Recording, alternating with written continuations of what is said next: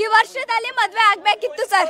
7 ವರ್ಷದಿಂದ ನಾನು ಅವನ್ನ ಲವ್ ಮಾಡಿ ಈ ವರ್ಷ ನಾನು ಮನೆಯವ್ರನ್ನ ಒಪ್ಪಿಸ್ಕೊಂಡು ಈ ವರ್ಷ ಮದುವೆ ಆಗಬೇಕು ಅಂತ ಅಂದ್ಬಿಟ್ಟು ದೊಡ್ಡ ಮನೆಯೆಲ್ಲ ಮಾಡವನೆ ಸರ್. ನನಗೋಸ್ಕರ ಅವನು 8 ಲಕ್ಷ ತಲೆ ಮೇಲೆ ಸಾಲ ಹೊತ್ಕೊಂಡು ಮನೆ ಮಾಡವನೆ.